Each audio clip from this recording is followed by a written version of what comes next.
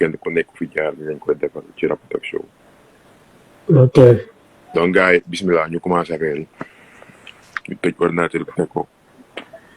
waaw coach naka moom. waaw ça va Ousmane. coach mosuma woon gis gars yi presque ñoo insister le plus parce que man personnellement xaw ma la woon.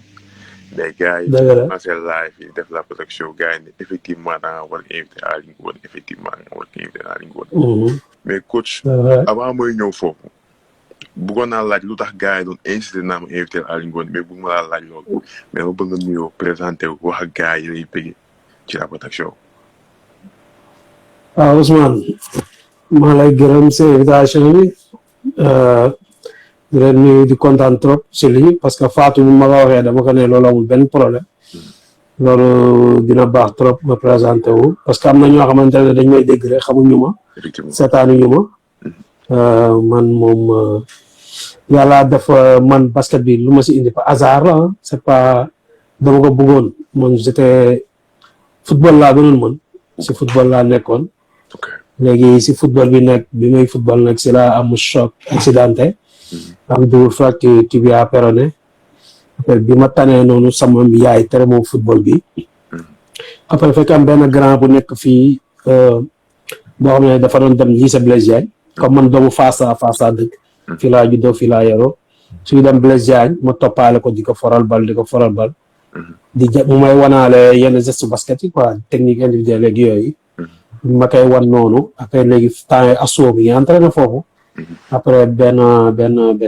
pas El Hadj Fall gis ma ne ma am nga talent doo ñëw basket looloo ma indi si basket nag waaw.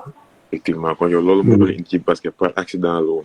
dafa doon football par accident la ci football. waaw am double faute yu péroné mais lu teel la doon di faral benn gaañ bal far na nga jaar ci waaw that's crazy kenn ku nekk like histoire am day varié kenn ku nekk li koy dugal ci basket mais yow sa bos la. waaw c'est vrai. mais coach wax nga ñun ni nga dugg see ci basket par accident mais bi nga dugg see ci basket laay nan la meloon commencement bi nga ñëw commencé basket nan la meloon sa jaar-jaar ci basket. basket bi lu ma si sama jaar-jaar moom sama jaar-jaar méttuwul si basket moom. ok parce que bi ma ñëwee man dama ñëw rek yàlla daf ma mayoon talent quoi. ok parce que bi ma ñëwee yàgguma si basket bi ma commencé ñu may commencé surclassé. ay cadet yooyu bi ma ñëwee minime. parce que yàlla daf ma may ba pare tamit bi ma ñëwee man comme dama doon football. léegi tam man sport dama ko bëggoon respecté ko. foo ma fekk damay entraîné. sama récupération daanul bëri foo ma fekk damay entraîné quoi. loolu moo ma gën a may. ma gën a adapté si basket bi gën a avancé quoi.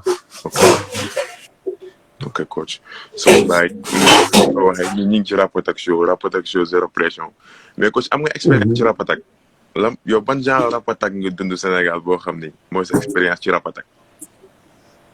waaw Rapatak nag comme ni ñu ko ne Rapatak Show genre affaire yooyu dafa manqué Sénégal. manqué na Sénégal trop parce que man des fois sax dama daan jouer championnat après dem enchaîner dem jouer Rapatak. parce que ay Rapatak yu amoon yi Aziz Coulibaly doon organiser terrain amitié. waa HLM ay Médina. yooyu Rapatak da daan dundal basket Sénégal. te am na joueurs yoo xam ne fan la ñu progressé ak yooyu quoi. waaw loolu moom mun naa ko si wax daal. kon Sénégal soxlawaat na loolu mu ñëwaat ci biir système basket. waaye Sénégal soxla na ko Rapatak yooyu day am na ñoo xamante ne amuñu temps pour jouer championnat am ñoo xam ne Rapatak yi moo la ñuy dundal si la ñuy mun jouer exprimer wu. te loolu bu ñëwaatoon dafay baax quoi. effectivement coach mais coach ñu avancé tuuti ci sa carrière yaa ngi expliqué ni nga jaar ni nga def ba basket fan ak fan nga jaar mais coach yow fan ak fan nga jaar fan nga commencé basket mini basket fan nga commencé basket mais ban année la woon ak lan ak lan nga jaar fan ak fan nga jaar ak lan nga gagné Sénégal. man ay 88 laa commencé basket asso petite catégorie. ok fa laa defee minime cadet junior. mais sama carrière asso moom musuma fa gagné trophée ok joué naa Asso senior musuma fa gagné trophée mais nekk naa fa roi du basket. En 1998. c'est là nekk roi du basket. après bi ma nekkee 98 waa 99 2000 waa Gorée recruté ma. après bi ma demee Gorée tamit Gorée sama première année en 2000. ma gagné le championnat et la coupe du maire. 2001 gagné wuñu dara. 2002 ñu joué les 4 finales. gagné coupe du Sénégal gagné coupe maire gagné Saint-Michel après ma nekkaat roi une deuxième fois. sama carrière loolu la si club quoi waaw noonu la demee daal. mais coach yow am nga parcours Sénégal donc maa ngi soo comprendre ak gars naa ma jël coach Ali Ngone coach Asel mais Ali Ngone bi tur bi dafa doon bëri soo mais donc t'as fait quelque chose au Sénégal mais coach yow. ouais j'ai fait quelque chose au Sénégal moom. ok mais jamono di ngay basket foofu championnat bi nu mu demee woon championnat Sénégal. waaw jamono bi ñuy basket on avait un bon niveau de championnat dafa mën niveau parce que comme li ñuy gis léegi bu njëkk ba basket bi public bi danaa ñëw parce que équipe boo gis di nga gis au minimum 10 joueurs yi ñëpp a mën basket ku nekk dafa am talent ku jéem a mën a remplacer sa morom looloo taxoon championnat bi neexoon am niveau suñuy jouer championnat doo xam kuy gagner championnat bi comme léegi dañuy jouer da ngay xam kuy gagner championnat bi mais bu njëkk ba doo xam kuy gagner championnat bi parce que da ngay gis mu am 12 équipes wala 14 équipes yëpp ñëppay baax waaw bokkul ak léegi nga xam ne da ngay gis ay 4 équipes ñaa fi baax wala yooyu mais temps yooyu moom équipes yi ñëppay am équipes yu baax c'est ça différence. donc jamono jooju baadal la woon amuloo benn équipe boo xam dafa am xaalis rek jënd joueur yu baax yëpp xam nga ñëw gagné lépp dajale yóbbu mais yéen affaire compétition bi kenn du xam kan mooy gagné. waaw c'est ça nag c'est ça xam nga boobu équipe yi amuñu xaalis du ñu jënd joueur rek yooyu parce que ku nekk équipe bu nekk bopp ñu formé ñoo fay nekk ay ñoom Omar Mar ak ñeneen ñi ñun Asso ñun tamit la même chose Gia la même chose Asfa ñëpp ku nekk sa joueur yi nga formé ñoo fay nekk quoi loolu taxoon championnat bi relevé woon quoi. mais jamono jooju formation bi nu mu demee woon ak yow jàng bi wala liggéey bi ngeen def yéen ko doon def na ngeen ko doon allié ak dem basket yi dem championnat dem entraînement affaire yooyu noonu na ngeen ko doon allié ak parents yi ba xam d'accord nañ ci jamono jooju. ñu ngi ko doon allié métti na tam parents yi daal ñu si d'accord quoi parce que entraînement soo demee heure yi ngay pare day guddi le temps que ngay ñëw di jàng yooyu tamit da ngay ñëw sonn da ngay ñëw tëdd nelaw doo am temps réviser say leçons ay yooyu xam nga. yooyu yëpp dafa doon métti parents yi daal ñu si ànd mais am na parents yoo xam ne dañ lay comprendre man sama parents yi dañ ma comprendre parce que dama mën dirigeant yoo xamante ne. ay ñoom Ibou Diagne dañ ñëw waxtaan ak sama parents yi mais ñoom ñooy jël en charge dinañ toppatoo suma entraîné samay jàng yëpp dañ koy suivre ak yooyu quoi looloo taxoon quoi. soo kon grand ñoo teel a détecté talent bi nga amoon ci yow ba ñëw mën nga laa couvrir ña nga laa jàppale pour mën a pousse la laay ci yoonu basket bi. waaw c'est ça man moom dama mën talent boo xamante ne yàlla daf may talent boo xamante ne gars yi moom biñ ko gisee rek dañu xam ne man. dinaa dem quoi moo tax ñu si doon jàpp quoi jàppale nañ ma si lu bari quoi samay dirigeants Asso yi. mais coach like yow bi may lire sa histoire daf ma impacté daf ma jaaxal trop sax. bëgg moon tëb rek dugg foofu mais foog ñu dugg fa. muy sa premier sélection national kañ la demee woon meloon ak ban année la. sama première sélection équipe nationale en 95. 95 ok. en 95 avant 95 en 94 xaw ma 93 amoon naa présélection. fekk gars yi dañu doon joué ji qualification pour Coupe d'Afrique contre Mali ñu wàññi ma. biñ ma wàññee nag ma ne waay man waruñu mën wàññi may kaas. mais waruñu mën wàññi parce que mënoon naa dem. après léegi ma ne suñ ma waatee du ma ñëw loolu laa doon wax quoi ma affaire booy rek. quand j'étais jeune. léegi nag après bi gars yi demee ba perte.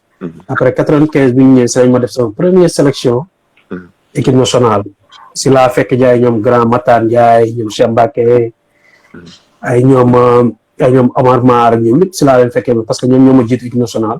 après si laa ñëwee en 95 moom sama première année équipe nationale quoi waaw.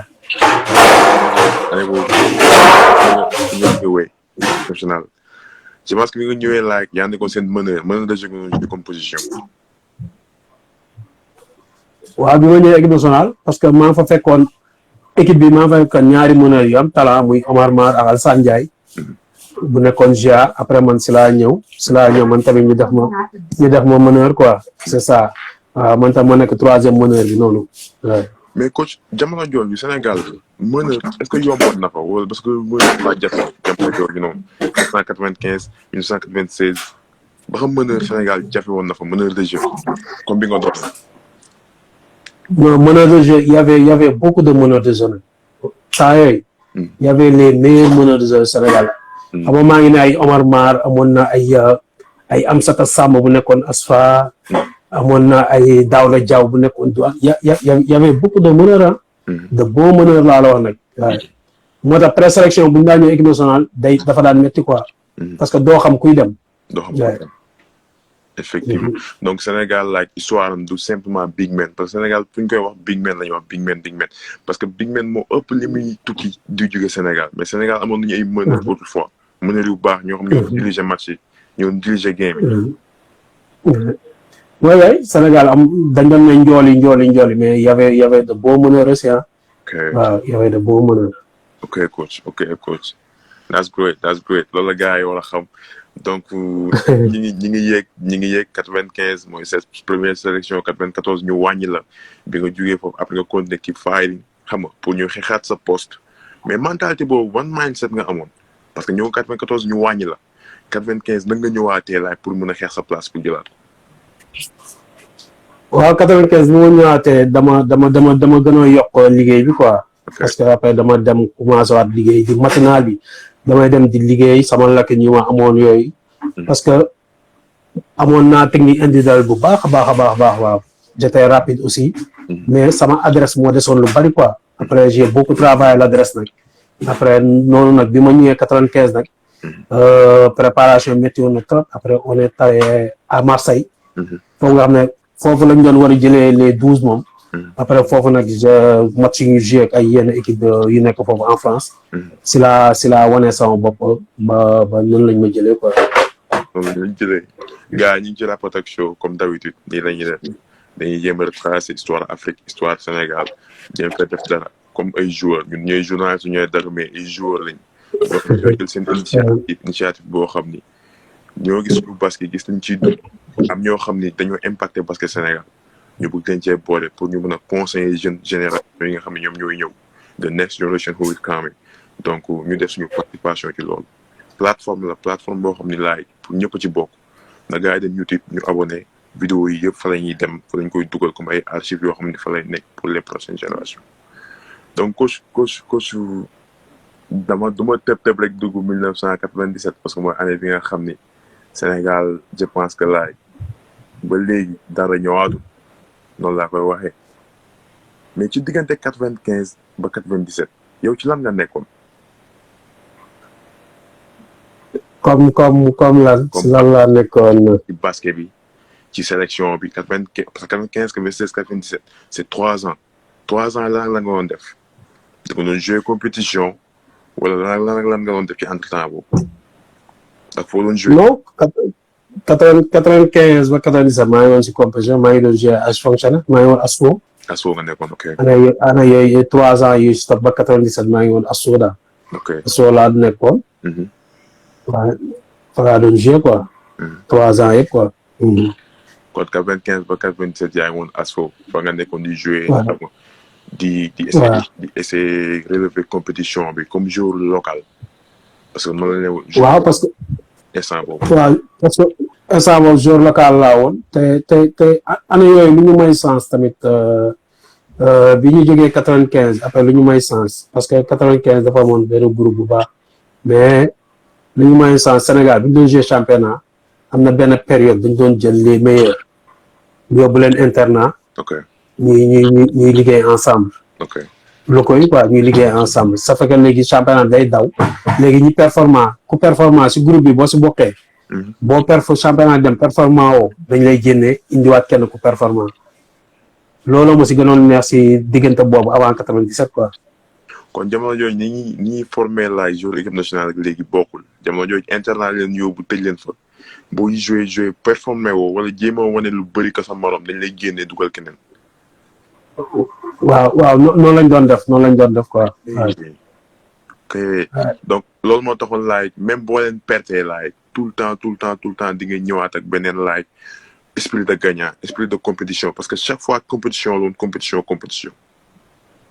waaw loolu la woon parce que loolu la ñu joxoon esprit de gagner quoi parce que tout le temps loolu compétition la parce que li ngay nekk seen biir ku nekk day xeex sa place mo looloo taxoon championnat Sénégal relevé parce que yaa ngi ne su ma deful championnat bu baax su ma performant wul du ma dem si présélection bi wala su ma performant yooyu ba ñu jël ma su ma continué wul def sama performance dañ may génnee fekk place yi dafa cheroon quoi moo tax ok coach question il faut ma commencer ko dugal parce que gars yi ñu ngi commencer laaj ay questions vous pouvez demander les questions que vous voulez li opportunité la benn yoon la comme ça ngeen am plateforme bu mel nii mën koo laaj seen question bu leen di tontu parce que ki ma doon Aly Ngoné comme d'habitude légende au Sénégal like mais coach question bi mu njëkk a mooy Fatou Diagne moo la ko posé mu ne nee na ba xam jamono jooju ASFO meloon na ci compétition Sénégal nan la meloon.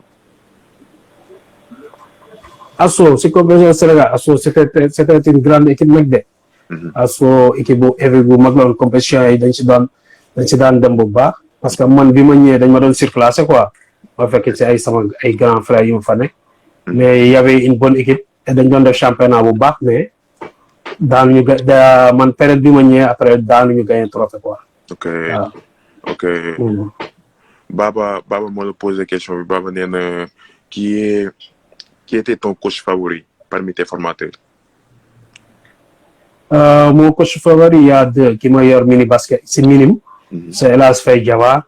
Il y a aussi Cheikh Diouf, qui était mon coach. Kooku moom ma yor junior noonu ak senior quoi.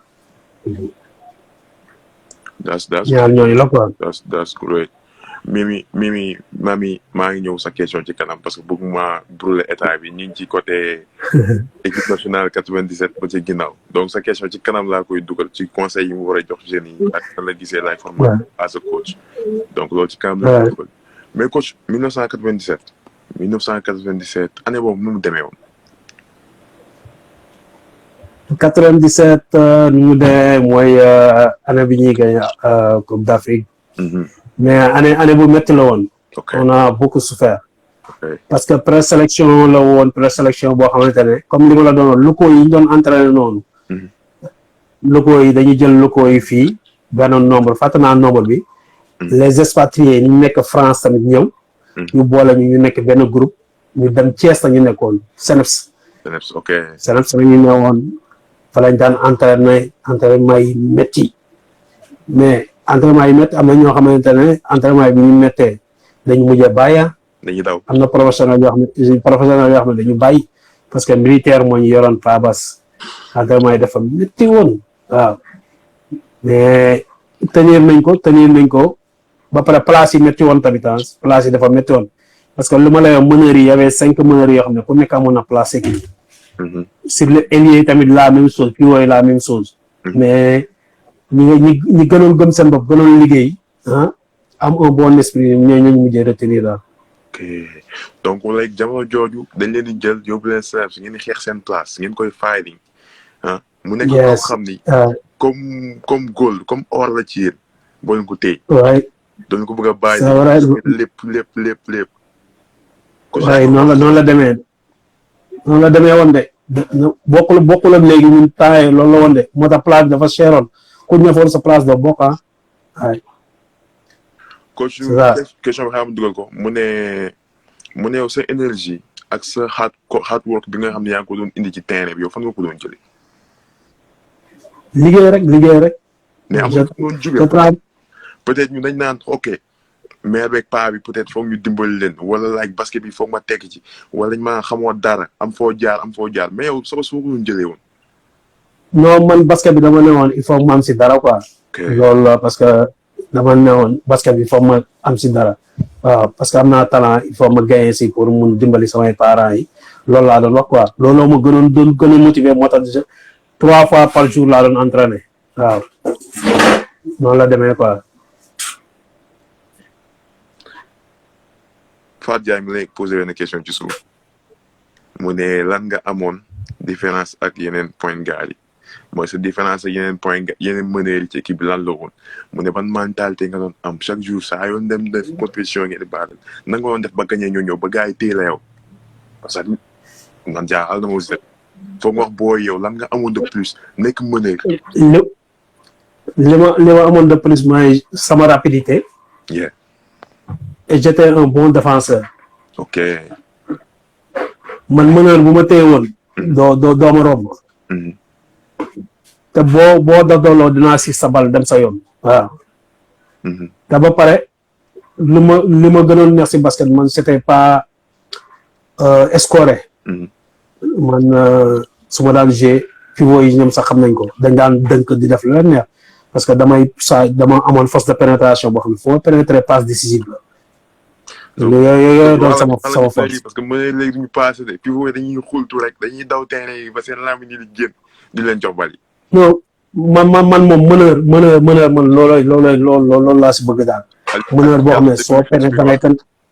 ok coach Alioune Diallo bi lay salaam ni ko déglu coach bi wax meneur rafetu ah oui meneur du dugal meneur ci fait jouer l'équipe di renverser seen pivot yi ñuy dugal après léegi benn moment booy dem ba kii. après di nga commencer scorer. parce que ñenn bi ñu scorer di scorer après yow tamit après foofu nga ñëwee di scorer.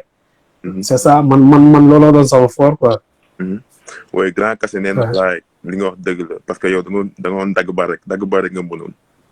waay mënoon naa ko trop. parce que grand xam na la moom xam naa peut-être joué woon ngeen wala jegeantoo ngeen génération bopp la doon joué grand Pape Kassé. ok. mais grand année boobu nan ngeen def ba gagné 97 man détail laa soxla parce que grand Matar invité nañ ko mu wax ñu yenn détail mais yow sa détail en tant que meneur en tant que visionnaire de jeu en tant que koo xam ne dafa nekk 95 96 ba 97 di ko xeex nekkoon Sénégal yow ban visionnaire nga gisoon ci jeu bi. jeu bi lu ma si gisoon mooy on avait un bon esprit de groupe. ok. parce que esprit de groupe bi dafa mel ni Matar wax na ko 95 la commencé. parce que noyau 95 moo ñëw 97. ok. ba pare dañu déggoo woon man j'étais parmi les plus jeunes mais dafa mel ni woon man ñi fa nekkoon ñëpp samay moroom la ñu. ok man tout le temps presque néegu Matar Ndiaye laa doon fanaan man lu ma doon fanaan sama néeg bariwul parce que ñoom laa doon nekkal parce que comme jeune laa woon di door a ñëw ñoom ñoo ma gënoon yàgg équipe nationale ma doon jël ay conseils si ñoom quoi. waaw mais lu gënoon déterminant si 97. mooy comme ni ma koy waxee dañu nekkoon benn bloc nekk benn groupe. suñu amee problème suñu biir sax kenn du ko xam. comme léegi gars yi ni ñu amee problème muy génn ñun dañu am problème suñu biir kenn du ko xam. on le résout en groupe. ba pare tout le temps dañuy waxtaan dañuy dajaloo benn néeg di waxtaan. ba pare comme 95 dañu pertoon. on nous a gagné en finale. dañu ne comme suñu dëkk la ñuy jouer. Il y a le public, il y a nos familles, il y a tout le monde. Il fallait que nous fassions tout pour gagner la Coupe d'Afrique. Quoi. Okay. On s'est donné main dans la main, joueurs main dans la main, le staff technique, tout le monde a fait un bloc, la Coupe d'Afrique dans l'Union. Parce que le Sénégal a fait 17 ans à Djelouko. 17 ans avant hier. Avant nous. On a travaillé main dans la main pour gagner quoi. Okay. Mais avec un bon esprit de groupe.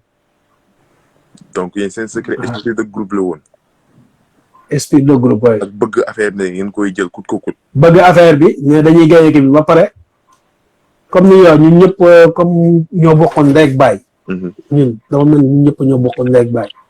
loolu ñu gën a may facilité daal pour ñu am affaire bi.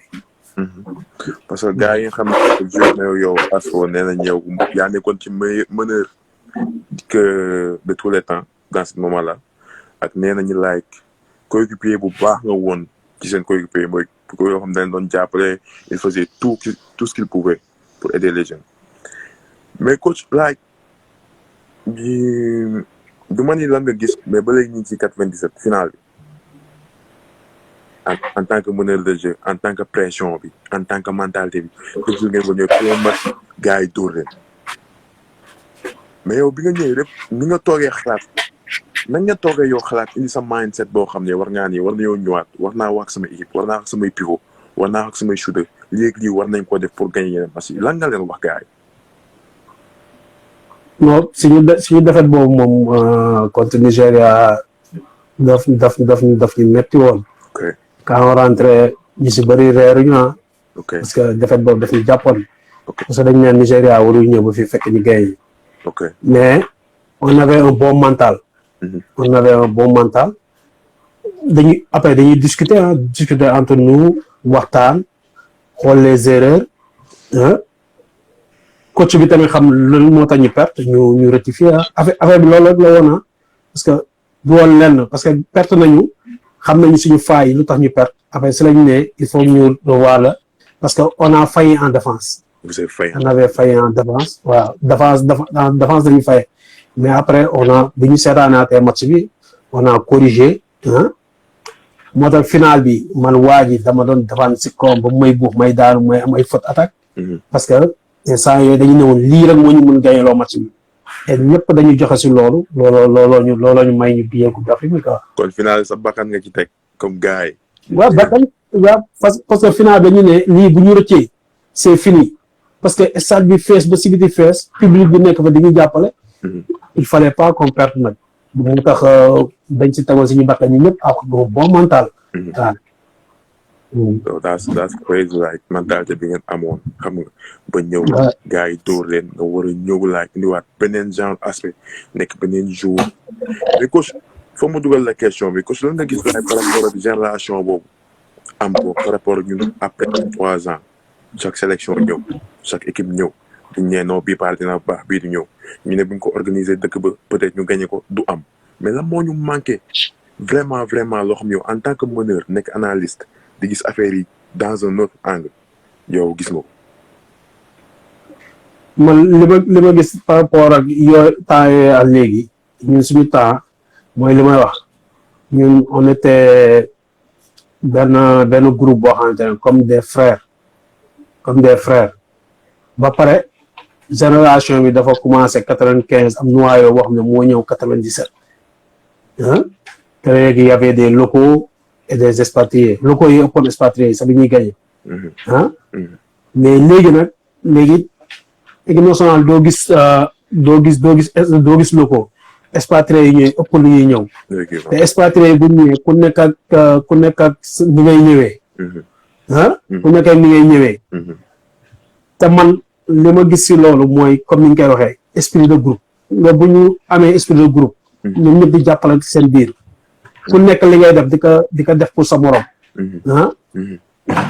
incha allah mun nañu gañewaat mais tant que ñu ngi fi ku nekk du liggéeyal sa morom ku nekk dafa war a liggéey sa morom ku nekk jàppale sa morom man dama gis na looloo manqué si équipe nationale léegi waaw ba pare beneen affaire bi mooy équipe yi tamit bu tout le temps ngay jël équipe nationale afro basket bu nekk nga ñëw nga changer groupe bi dafa am benn noyau bu war a nekk si équipe bi nga xam ne da ngay ñëw di mottali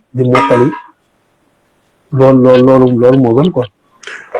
mais coach like dañoo seetlu li nga wax di dëgg la noyau bi dafa war a des si équipe bi te chaque année peut-être dañuy ñëw chaque 2 ans coach bi nga ñëw ñu daax coach bi indi beneen équipe rax équipe bi bàyyi fa benn jour ñaari jour te yéen dañ leen doon tëj ci ay centre di leen former di indil compétition di indi 5 meneurs 7 pivots 4 shooters naan kii bu kiiwut dañuy dàq kii bu kiiwut dañuy dàq kii donc dañoo teel def responsabilité seen bopp teel a def like yéen affaire bi boo leen ko jël léegi da leen ciy fekk mais mooy li nga wax ok Sénégal peut-être dañu indi ay expatriés mais est-ce que niveau bi nga xam ne léegi compétition bi toll na fa niveau boobu am na Sénégal. niveau bi léegi nag Sénégal niveau bi pour locaux yi moom niveau bi dafa des.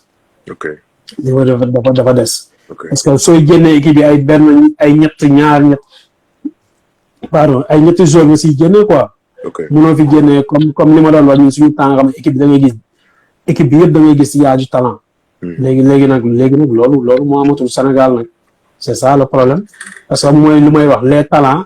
suñu booy yam talent yëpp dañuy jouer benn année 2 ans voyager waaw moo tax talent yi dootuñu toog quoi c'est ça le problème. donc kon talent yi léegi dootuñu toog loolu bëgg naa cee dugal yow mais aspect Aly Ngoné as a coach foofu daal bëgg a laaj formation Sénégal ba léegi ñu ngi ci Sénégal ñu ngi ci say rachis ñu ngi say journée ñu ngi ci li nga def Sénégal li nga contribuer Sénégal comme joueur comme meneur de jeu de tous les temps que Sénégal peut-être bi ñu la amee ñëw nga changer dongo bi changer affaire parce que meneur mooy cerveau ji tant que meneur bu baax yow équipe bi ni nga ko bëggee mu avance du avancer noonu mais après ngeen gagné année boobu nga expliquer carrément li tax ngeen gagné yoon bi ngeen jël esprit d'équipe bi ngeen amoon et tout ça mais après continuité bi lan la doon ak équipe nationale pour toi.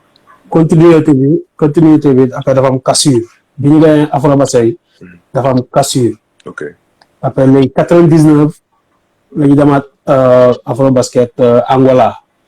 mais équipe bi gagné 97. équipe bi demoon Angola 97 y avait pas les Matar Ndiaye les Assane Ndiaye Cheikh Mbacké Diop mais y avait pas Boubacara y avait pas Cheikh Yaya Dia y avait pas mal équipe bi amatul dara presque ay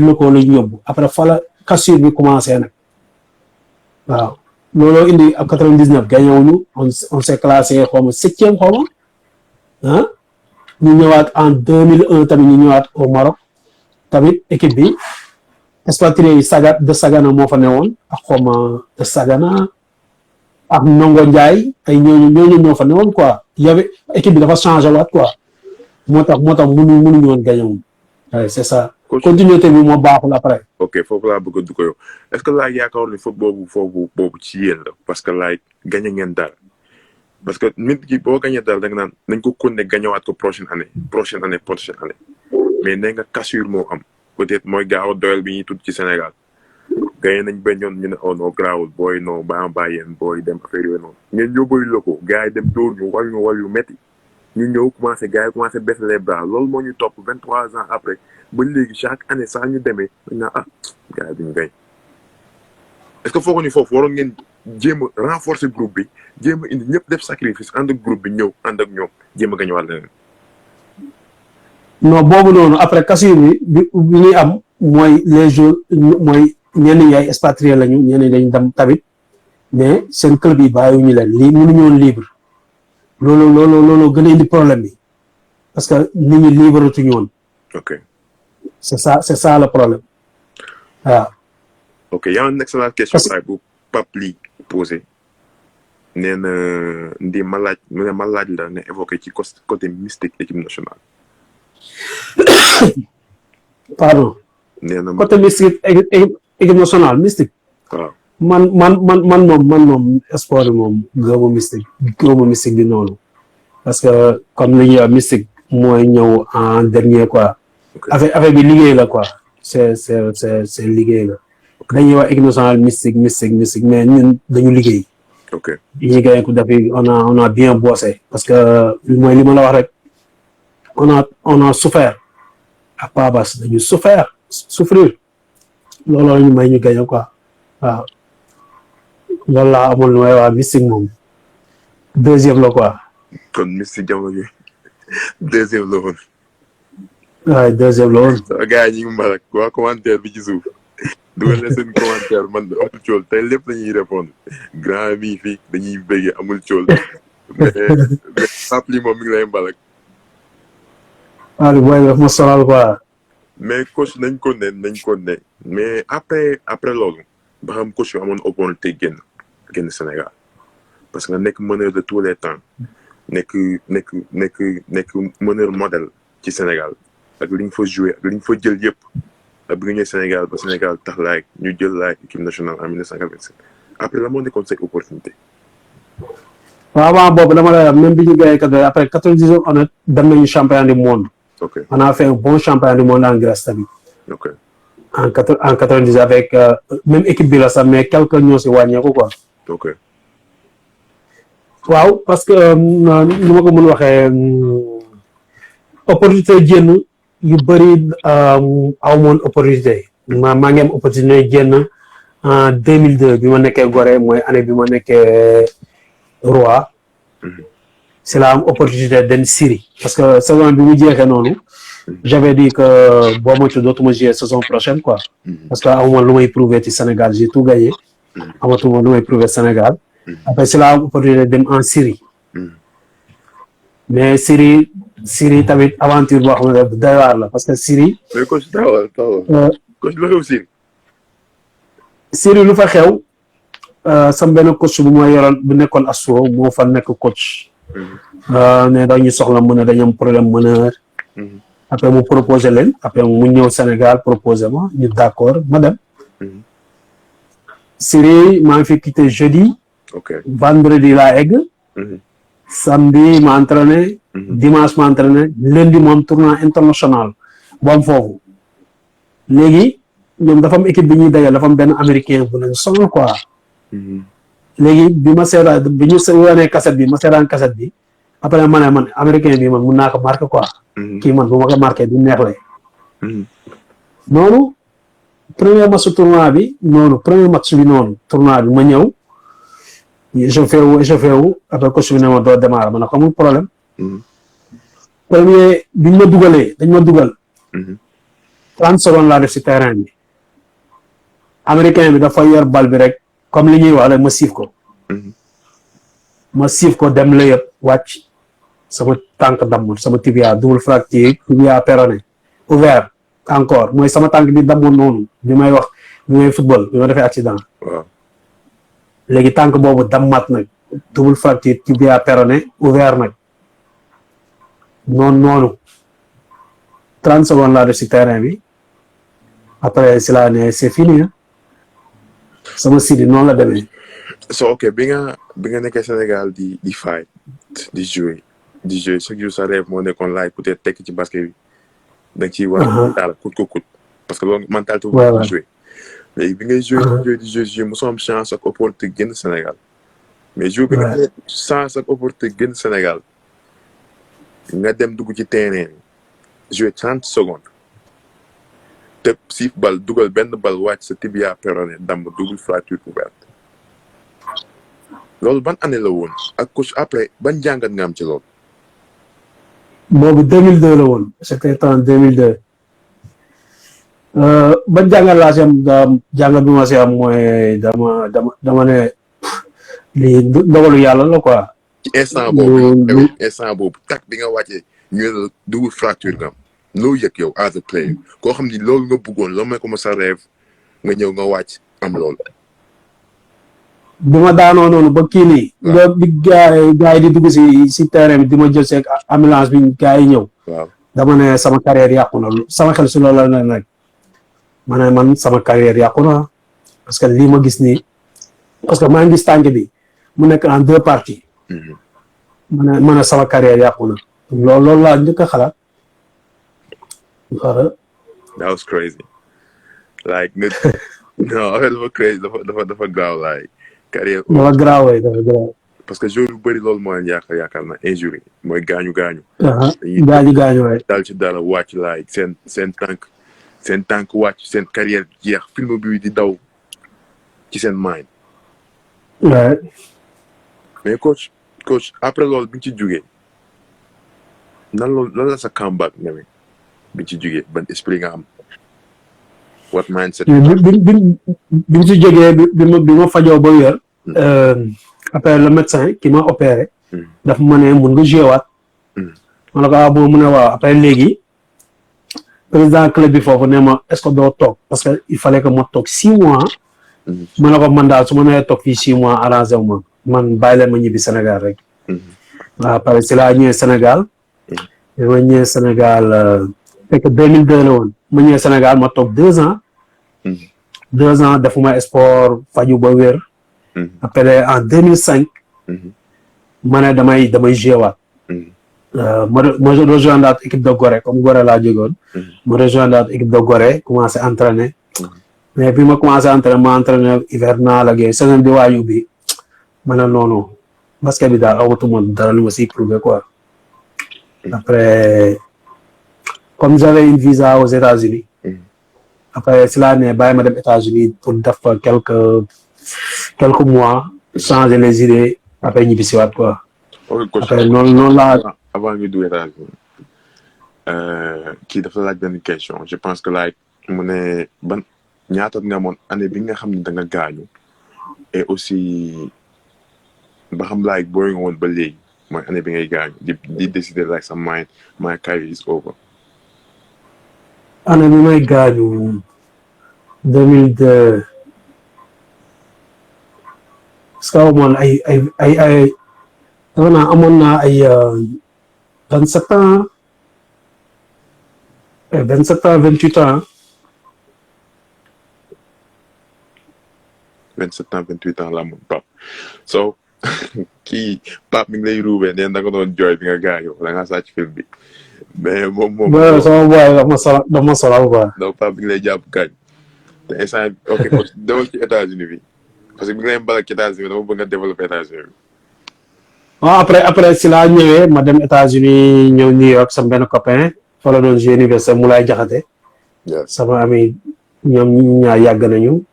après fala ma def 1 mois rek après si laa dem Columbus Ohio. ok fekk sama benn grand bu ma doon liggéeyal si ses fa la nekk après fala dem Columbus Ohio.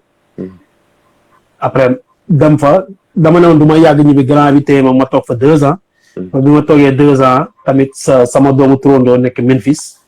man a xaaral ma seeti ko ma dem Memphis tamit toogaat fa xam nga toogaat fa 2 ans après affaire yi doxul foofu quoi. affaire yi doxul xam nga rek ma ne comme daal fii doxul aw ma kayit te mu ngi métti si man. mieux vaut que je rentre au Sénégal encore quoi.